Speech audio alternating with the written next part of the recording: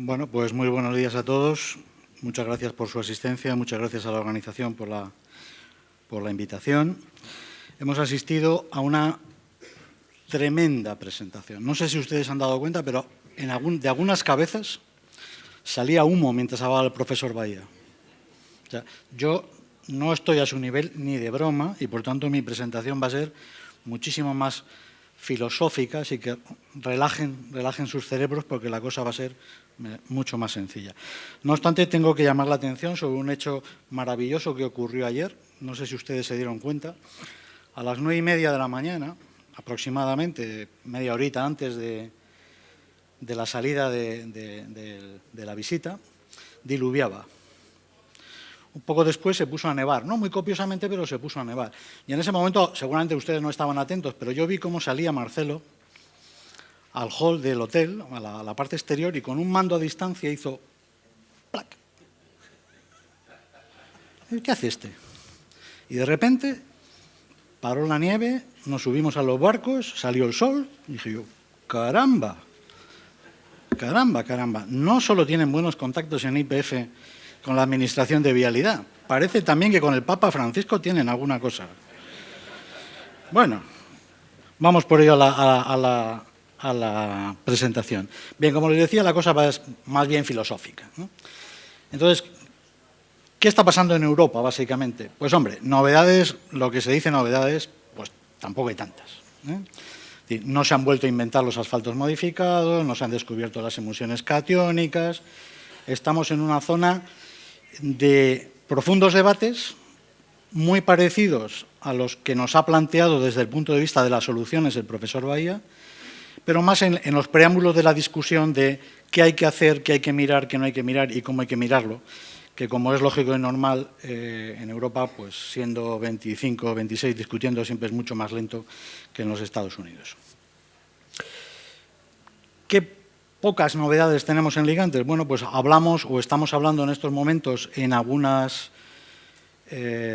reuniones y en algunas presentaciones de dar un pequeño salto a nivel de la calidad o de un cierto nuevo nivel o más alto nivel en la modificación de asfaltos por la vía de la incorporación de modificadores más potentes como los poliuretanos y las resinas epoxi, pero todavía estamos muy embrionarios, sin ningún tipo de producto comercial serio todavía en el mercado. Hablamos también de la incorporación de nuevos aditivos como los nanotubos de carbono. Alguna presentación ha habido en este congreso también sobre este tema. De momento estamos analizando el efecto, se está analizando el efecto de estos nanotubos sobre el comportamiento del asfalto.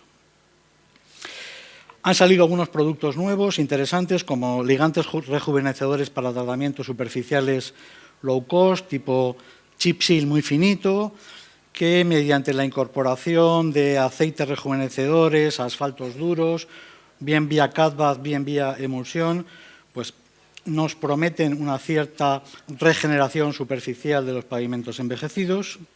Ya se ha hablado aquí del tema de las emulsiones de larga duración al transporte y al almacenamiento. Y se habla también, pero no exactamente en ligantes, sino más bien en mezclas, del comportamiento o la capacidad autorreparadora a largo plazo de los ligantes. Estamos hablando de la posibilidad de incorporar agentes rejuvenecedores encapsulados en las mezclas que liberarían ese agente rejuvenecedor a medida que la mezcla se va fisurando, y también la posibilidad de incorporar algún tipo de fibras metálicas o de otro estilo que, haciendo pasar un gran microondas por encima de la carretera, permitiría reblandecer la mezcla bituminosa y por postcompactación recuperar la fisuración. Bueno, bien, está bien, pero todavía está un poquito en ciencia ficción. Otro campo en el que nos movemos mucho es en el tema del empleo de residuos de otras industrias, donde hay una cierta componente de posibles mejoras técnicas o al menos de no empeoras técnicas, y sobre todo hay mucho interés, digamos, desde el punto de vista ambiental. Y en ese sentido hay, digamos, industrias que nos miran con mucho cariño a la carretera porque somos, de alguna manera, uno de los vertederos controlados más grandes que existe en la Tierra. Y así hemos hablado del polvo de neumático. El polvo de neumático llevamos hablando desde los años 60, cuando McDonald's sacó su procedimiento. Posteriormente, el procedimiento de vía seca plus RAID. Se ve que McDonald's no tuvo éxito con esto del polvo de neumático y sacó lo de las hamburguesas después. El interés medioambiental, es evidente. Comparar lo que es un vertedero de neumáticos con utilización del neumático en distintos tipos de aplicaciones, evidentemente, pues es interesante. Económicamente también es interesante, o puede ser interesante, dependiendo de la relación de precios entre el polvo de neumático y el precio local del asfalto. Y como ya nos explicaron también el profesor Picado ayer, pues hay una cierta universalización, o hay un inicio de universalización de este tipo de aplicaciones a través del Terminal Blend Process. Un tema del que ya ha citado también el profesor Bahía, muy de pasada en una de sus líneas, pero que es todo un tema en estos momentos en algunos países en Europa, es la utilización de residuos de la redestilación de aceites usados en en la mejora no, pero simplemente que esos residuos de la redestilación de aceites usados, es decir, lo que sobra después de obtener bases lubricantes recicladas, que es una cosa, es negra como el betún, pero a partir de allá, eso se podría meter, a ver cómo lo metemos en el asfalto para no tener que largar a un vertedero de productos peligrosos. Evidentemente hay un debate importante sobre este tema.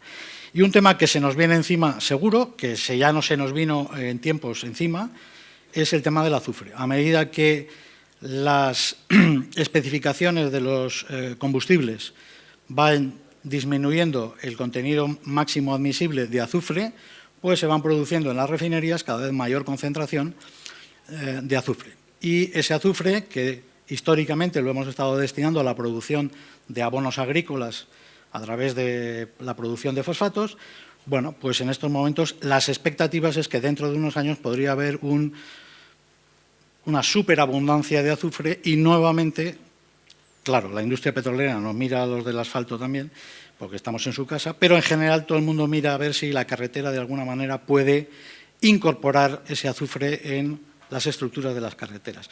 Conocemos todos perfectamente que algunas compañías han desarrollado soluciones para la aplicación de azufre, en este caso por vía de aditivación y peletización, pero parece que es uno de los campos de trabajo. Por lo tanto, encontramos algunos desarrollos de interés, pero para mí hay dos cuestiones importantes. Una, ¿de qué manera podemos valorar de la manera más racional posible la conveniencia ambiental y la seguridad de emplear residuos? Es muy bonito decir que la carretera se puede encargar de los residuos, pero hay que pensar también en el futuro de la carretera, hay que pensar en el reciclado y hay que pensar en que la carretera aguanta lo que aguanta y a veces a lo mejor podríamos estar cometiendo algún error introduciendo determinados residuos en la estructura de la propia carretera. Y un segundo tema que para mí también es muy importante es, como ustedes saben, el asfalto se lleva utilizando muchos años. Se lleva utilizando desde la Biblia, de los tiempos bíblicos, pero en carreteras de manera masiva se empezó a utilizar después de la Segunda Guerra Mundial.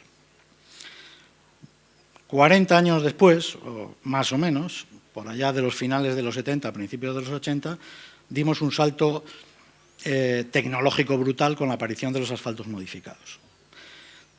30, 35 años después de aquello, casi 40 años después, la pregunta es, ¿deberíamos como sector pensar en desarrollar o intentar desarrollar un nivel de asfaltos con un nivel de modificación muchísimo mayor del que estamos utilizando ahora y acercarnos a las prestaciones de los productos poliméricos? Esta es una pregunta que dejo en el aire porque yo personalmente no sé contestarla. Algunas novedades en materia de normativa. En Europa, como saben, tenemos un cuerpo de doctrina común para todos los países europeos de la comunidad y algunos países adheridos, donde básicamente son los comités europeos de normalización y en estos momentos pues prácticamente está casi todo normalizado Y la última incorporación han sido los betunes o asfaltos multigrados para pavimentación. Decirles que exclusivamente en España también hemos generado una especificación local en base CEN, porque en principio parece que la expectativa de que consiguiéramos una normalización CEN o una especificación CEN para emulsiones aniónicas va a tardar mucho y, bueno, como en España se siguen utilizando, se ha hecho una pequeña norma sobre emulsiones aniónicas. Pero el resto están en procesos de revisión. Próximamente se revisarán las de asfaltos normales o convencionales y las de modificados, pero todo muy, muy suavemente. Respecto a los asfaltos multigrado que se han normalizado, pues aquí están las tablas, que no las verán porque están sacadas así mal. Pero bueno, decirles que hay dos tablas, una de lo que serían las propiedades obligatorias o mandatories y las locales, las que se pueden aplicar en función de las condiciones de cada país y se aplican o no en los diferentes países. Es una especificación tipo menú, como la de asfaltos modificados, no es una especificación cerrada como la de los asfaltos normales. En el caso nuestro, bueno, ¿cuál es el principal cambio? Pues el aumento del punto de reblandecimiento para las mismas penetraciones y, como consecuencia, el aumento del índice de penetración Pfeiffer, calculado a partir del punto de reblandecimiento y el anillo de bola. En el caso español tenemos dos asfaltos multigrados, que son los clásicos 35-50 y 50-70, que representan el 95% de los asfaltos que se utilizan en España en pavimentación convencional, donde simplemente lo que hemos hecho ha sido aumentar los puntos de reblandecimiento entre 8 y 10 grados aproximadamente respecto de los asfaltos convencionales. Y debates tenemos bastantes. A los europeos nos encanta discutir, nos encanta. O sea, uno pone 5 europeos en un comité y, bueno, menos de fútbol, hablamos de cualquier cosa. Bien, temas de debate. Los ensayos empíricos tradicionales, la penetración, el anillo y bola, etcétera, ¿sirven para caracterizar de alguna manera los ligantes bituminosos? ¿O tenemos que olvidarnos de la penetración y el anillo y bola y tenemos que irnos al DSR, al BBR, al LAS, al MSCR? No, evidentemente nadie duda de la bondad de todos los nuevos ensayos como información y como caracterización. Esto no cabe ninguna duda, pero eso tiene un coste. Y es ese coste el que se discute. ¿Merece la pena hacer todo ese esfuerzo en los ligantes bituminosos o en algunos ligantes bituminosos? Eso es una discusión. Segunda discusión, el tema de la IARC.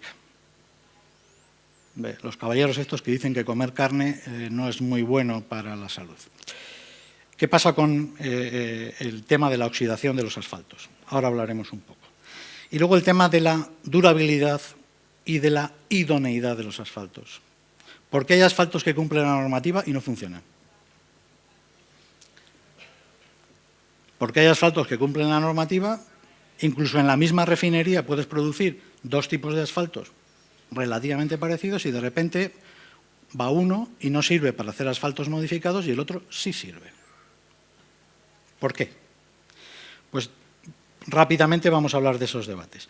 Aquí tenemos confrontadas, pero para mí no confrontadas, sino en paralelo, y simplificadas más o menos la forma de visualizar las especificaciones en Europa y en Estados Unidos, y en muchos países latinoamericanos ya también.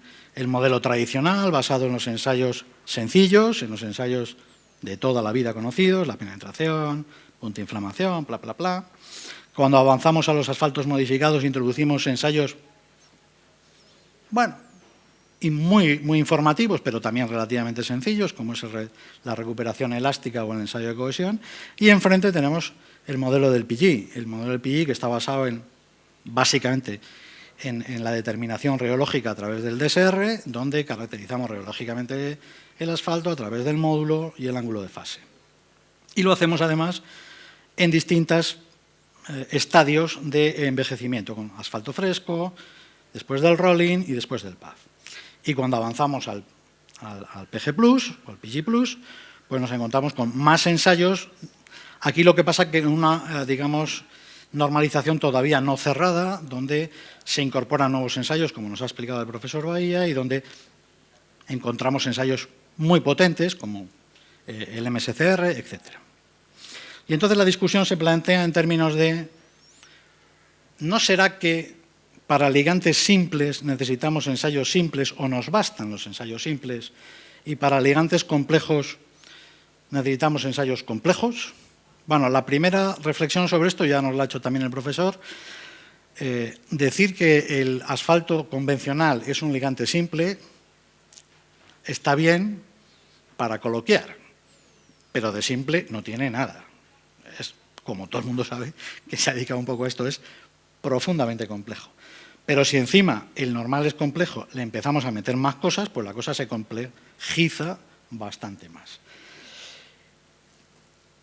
De estas discusiones que ha habido, que hemos, bueno, más o menos consensuado, pues hemos consensuado que para los ligantes simples, es decir, para los betunes clásicos de Stray-Run o asfaltos de Stray-Run y vamos, asfaltos de residuo desasfaltado, en fin, los normales de las refinerías, los ensayos tradicionales son capaces de darnos una información suficiente para el día a día.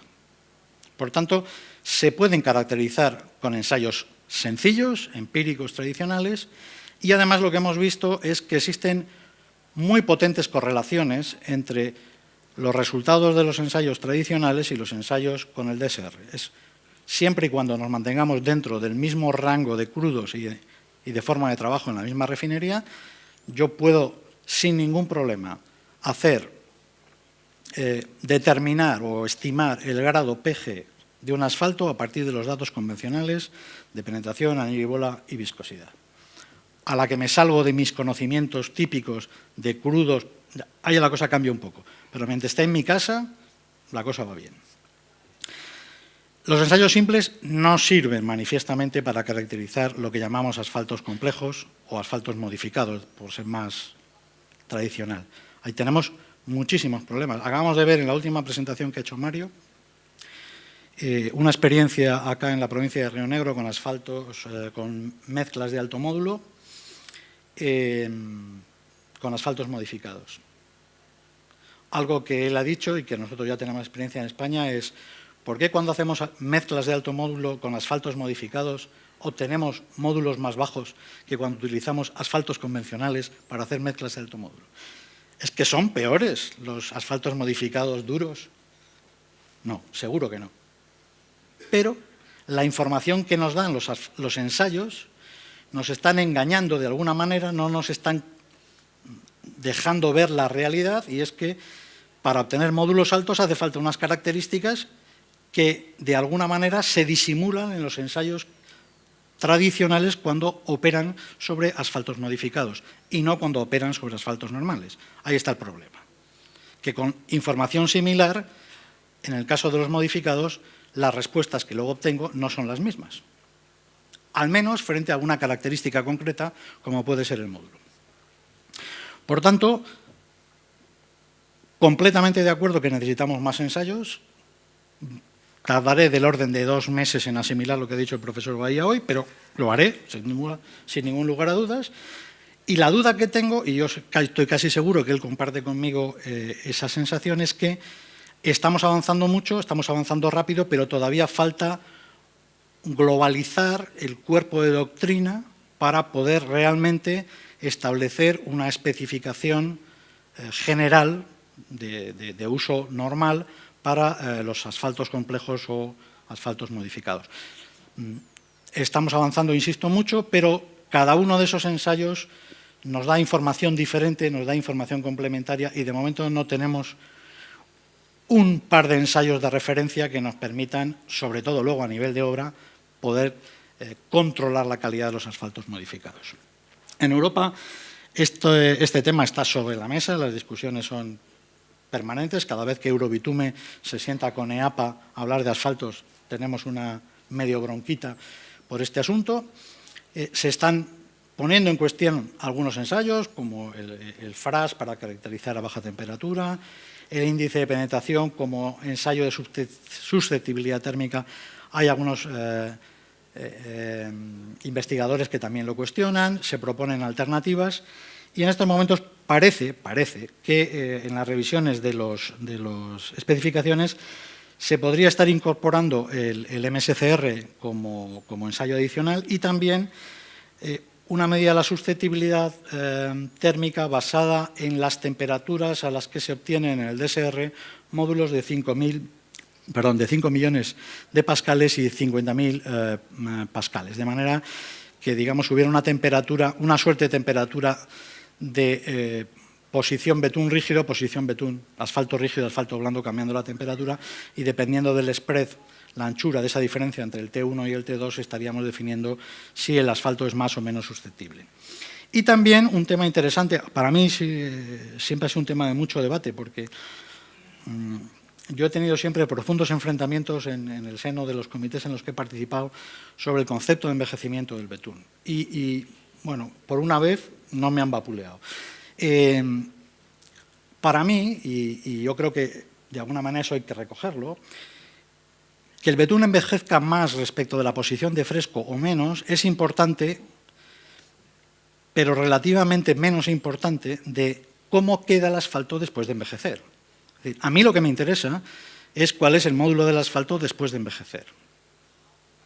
Si eso es mucha diferencia con cómo se lo vendieron desde la refinería o no, bueno, puede tener su importancia, pero realmente lo que a mí me interesa es saber cómo es de rígido o cómo es de dúctil ese asfalto una vez que ha envejecido y que está en la carretera o que han pasado 15 años. Y en ese sentido, parece que se van a introducir, o está en discusión que se introduzcan, valores de S y M del ensayo de BBR, pero no para las bajas temperaturas, para analizar las bajas temperaturas, sino como límites de módulo y de comportamiento del betún o del asfalto después del proceso de envejecimiento en paz. Clasificación a IPCR. Bueno, ya conocen probablemente la clasificación, 1.000 no sé cuántos o 2.000 no sé cuántos productos y cosas analizadas por la IARC. Si es uno, da cáncer. Está usted seguro de que fumar da cáncer, no hay castañas. 1. 2A, probablemente D. Y hay, bueno, pues tenemos muchos productos, o bastantes productos. Entre ellos tenemos, después de la última clasificación, no el producto asfalto oxidado, no confundir, porque el asfalto oxidado frío no hace nada, sino la exposición ocupacional de los trabajadores que manipulan asfalto oxidado en el roofing. La actividad de roofing es una actividad relativamente desconocida en Europa, es muy típicamente de Estados Unidos, pero es la actividad que ha sido clasificada como más peligrosa. Luego en el 2B tenemos la exposición ocupacional al asfalto en la pavimentación y también en la colocación de másticos industriales con asfaltos duros. Saben también probablemente que en el grupo 4 no existen los productos que no dan cáncer, que lo sepan también. La IARC como mucho dice que probablemente no dé cáncer, ¿vale? Pero como decía un profesor que trabaja, que es colaborador de la IARC, déjennos 100 años y les descubriremos que el agua da cáncer. Entonces, solo hay un producto clasificado 4, que es el prolactán, que es un monómero del que se saca el nylon. Vale. ¿Cuál es el problema? El problema es que si uno hace una composición de asfaltos mezclando asfalto de pavimentación y asfalto oxidado, uno tiene la obligación de clasificar en la totalidad, la mezcla, como 2A, porque clasifica el peor clasificado, como no puede ser menos. ¿De acuerdo? Entonces, ahora hay toda una revolución porque hay muchas fábricas, muchas refinerías en las que se han utilizado asfaltos oxidados. Pero debemos de centrar un poco el asunto. ¿De acuerdo? Tengo una mala noticia para ustedes, sobre todo para argentinos, paraguayos y uruguayos. ¿Conocen eso? Que lo sepan. 2A. El mate caliente es 2A. El café es 2B. El gin tonic es 2B. Trabajar en una peluquería de señoras es 2A. Hay que poner un poco también las cosas en contexto, porque parece que somos unos asesinos de trabajadores a veces. ¿De acuerdo? Bueno, entonces, la cuestión importante es que hay que distinguir entre el producto asfalto oxidado, que es un producto, es un asfalto que ha sido sometido a una profunda oxidación para modificar sus características reológicas. Estamos hablando de lo que acá en Argentina se llaman los asfaltos plásticos, si no recuerdo mal. Y el procedimiento de producción. Los procedimientos de producción en muchas refinerías, además de los strike run y las unidades de desasfaltado, incluyen un proceso para pasar asfaltos blandos a asfaltos algo más duros mediante un proceso de suave oxidación que en el caso nuestro, en el caso europeo, se llaman asfaltos rectificados por aire. Esos asfaltos rectificados por aire no están clasificados como 2A, son 2B, y de hecho, cuando se hizo el análisis, estaban incluidos en el paquete de los betunes para pavimentación. Por eso, muy importante no confundir asfalto oxidado con sistema de producción de asfaltos por oxidación o rectificación por aire. Y para terminar, porque ya me he zumbado todo el tiempo, bueno, ¿por qué a veces las cosas no funcionan directamente? Bueno, pues las cosas no funcionan a veces porque realmente hay cosas que no sabemos caracterizar. No sabemos caracterizar la adhesividad solo con el betún o con el asfalto. Sabemos caracterizar, y el profesor Bahía nos ha dado un ejemplo, cuando enfrentamos el asfalto con el agregado, con el árido. Pero intrínsecamente un asfalto puede tener características más adecuadas desde el punto de vista de la adhesividad, o eso es una cosa imposible de saber hasta que las confrontemos. ¿Sabemos algo, sabemos lo suficiente sobre la idoneidad de un asfalto para fabricar emulsiones? ¿O tendremos que seguir toda la vida con el prueba y, ¿cómo se dice eso de...? Sí, bueno, eso, ya saben. Y lo mismo con la compatibilidad con los polímeros. Vamos, ¿esperamos a que se separe el SBS del asfalto o se puede mirar antes el asfalto para saber? Y luego hay propiedades que empiezan a ser importantes, sobre todo en Europa, donde hay temas de emisiones que empiezan a preocupar muchísimo, como es el contenido de sulfídrico. No estamos midiendo el contenido de sulfídrico de los asfaltos y es un problema, sobre todo de cara al transporte y a la descarga. No estamos midiendo volátiles en los asfaltos y es un problema desde el punto de las emisiones. Y todas esas cosas a futuro probablemente habrá que medirlas. La duda es, ¿llegaremos a anticipar o podremos conocer los parámetros que hay que medir dentro del asfalto para anticipar estos comportamientos? No lo sé. De momento, sí una recomendación. Esto es como, me van a permitir una tontería. Las mejores empanadas, si yo les pregunto a ustedes cuáles son las mejores empanadas, estoy seguro que el 90% de ustedes me van a decir que las de mi madre. La suya, quiero decir. Seguro. Las mejores croquetas eran las de mi madre. Yo no tengo ninguna duda sobre eso. ¿Por qué? Porque fueron las primeras que comí, el sabor al que me acostumbré, y todas las demás son distintas. Son peores. No hay mejores empanadas que las de su madre, de ustedes, de cada uno. Y las croquetas de mi madre. ¿Qué pasa con el asfalto? Pues algo muy parecido. Cuando yo estoy acostumbrado a trabajar con un asfalto y he formulado mis mezclas, he formulado mis emulsiones, he formulado mis asfaltos modificados con ese asfalto funciona, seguro que funciona. Y el problema que lo tengo es que a la que me cambian el asfalto, me cambia la vida. Y lo primero que digo es que esto es, no se puede decir porque estamos en streaming, ¿vale?